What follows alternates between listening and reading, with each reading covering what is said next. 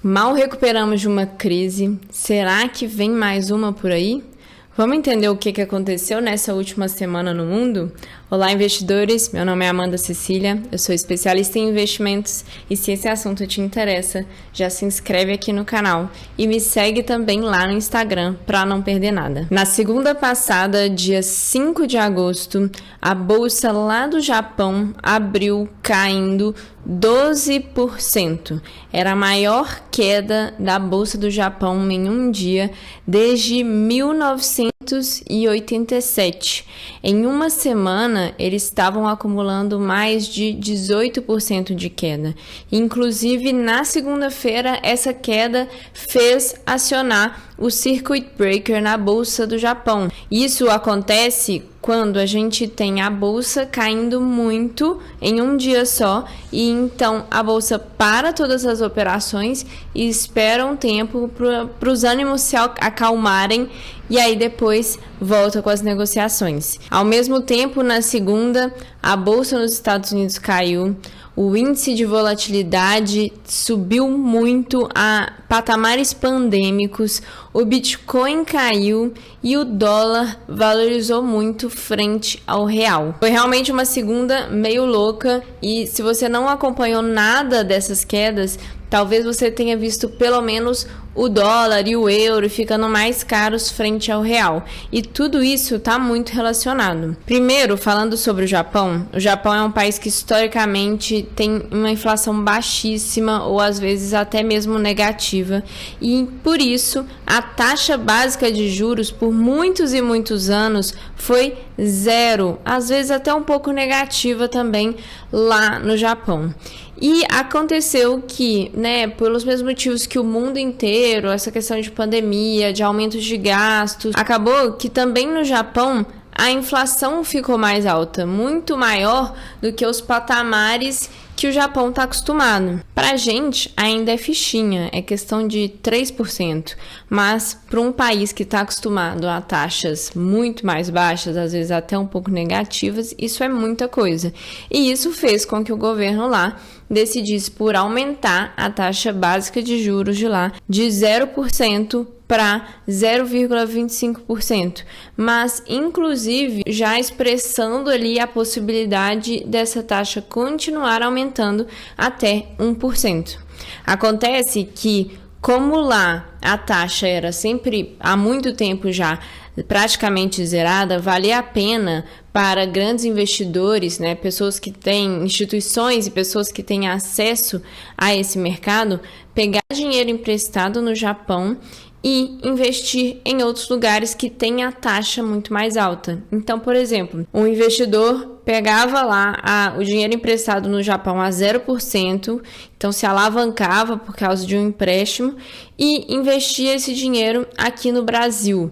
Então, só pela diferença ali de o valor do empréstimo, os juros do empréstimo e o rendimento básico aqui no Brasil a 10, 11, 12%, ele já ganhava um dinheiro que valia a pena esse risco que ele estava correndo ali de pegar esse dinheiro, de fazer um empréstimo. E à medida que a gente tem essa taxa básica de juros no Japão ameaçando subir, enquanto em outros países a taxa básica de juros está começando ou já descendo ou ameaçando também diminuir, essa diferença entre o valor do dinheiro emprestado e o valor do dinheiro investido está ficando menor, o que faz com que seja menos atrativo fazer essa operação de pegar emprestado num lugar e investir no outro. Então teve um movimento grande de investidores desfazendo essa operação, então parando de investir em outros países, pegando dinheiro de volta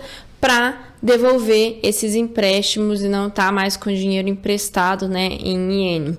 Só que para devolver esse dinheiro era necessário transformar a moeda que fosse, seja dólar, real ou o que fosse, em iene. Então aumentou bastante a demanda por ienes e, consequentemente, se a gente tem uma demanda aumentando, o preço também aumenta. Então, o ien se valorizou, mas é um país que depende muito de exportação. Então, os produtos exportados pelo Japão também ficaram mais caros e, consequentemente, menos atrativos dentro do mercado, o que fez com que a bolsa lá no Japão caísse. Fora essa questão do Japão, os Estados Unidos tiveram 3 questões relevantes da gente comentar. A primeira é a criação de novos empregos, que a expectativa para o último mês era 175 mil empregos e saiu agora também o resultado de que foram criados somente 114 mil empregos. Fora isso, a gente tem o segundo ponto, que é a inflação, que aumentaram a expectativa de 4,1% para 4,3%, que para os Estados Unidos essa é também uma inflação altíssima. E além disso, a gente tem a curva de juros futuro dos Estados Unidos, com toda ela caindo, né? A expectativa de agora é, para todos os pontos da curva, menor do que era no ano passado, mas se projeta uma curva de juros para 5 anos e 7 anos menor do que a curva de juros para 10 anos. Então, esses 3 pontos juntos, eles são pontos relevantes para se pensar se existe uma desaceleração da economia e um risco de uma nova recessão. E, de fato, o mercado passou repentinamente de um momento em que ele estava muito ambicioso para um momento com muito medo desse futuro. Assim que funciona o mercado, né? É sempre uma tentativa de prever o que vai acontecer para frente e reagir com base nessa previsão. Acontece com muita frequência uma overreaction, assim. Então, acontece de ter esse momento de desespero, que as coisas caem muito, depois elas voltam um pouco. Pode ser que não tenha mais motivos para esses receios e, enfim, as coisas continuem normalizando, mas também pode ser que isso seja só um repique para depois continuar caindo se essas expectativas se concretizarem. E todo esse receio, ele também foi refletido ali no VIX, que é o índice de volatilidade do S&P 500. Então, quando está tendo muito dessas movimentações de compra, de venda, isso representa um pouco do receio do mercado e esse indicador subiu bastante, chegando ali em níveis da época de pandemia. Então, assim, foi o primeiro momento desde ali da pandemia que realmente teve um momento de grande medo do mercado. A expectativa é que o Fed, então é o Copom lá dos Estados Unidos, vá cortando a partir ali de setembro a taxa básica de juros lá dos Estados Unidos e a redução dessa taxa básica de juros é algo esperado se a inflação continuar mais controlada, né? O último mês não representou isso, houve um aumento na expectativa ali da inflação. Mas, se continuar assim, a ideia é que a taxa básica de juros vá caindo. Se ela cair muito rápido por causa desse receio de uma recessão, também pode não ser muito bom para o mercado. No curto prazo, à medida que a taxa básica de juros cai, isso tende a desvalorizar o dólar. Então, acaba sendo um pouco menos interessante investir o dinheiro lá nos Estados Unidos e mais interessante investir em outros lugares com a taxa básica de juros maior, como a nossa. Então, pode ser que a gente tenha uma desvalorizaçãozinha do dólar frente ao real ali, talvez a partir de setembro, quando acontece a próxima reunião do Fed.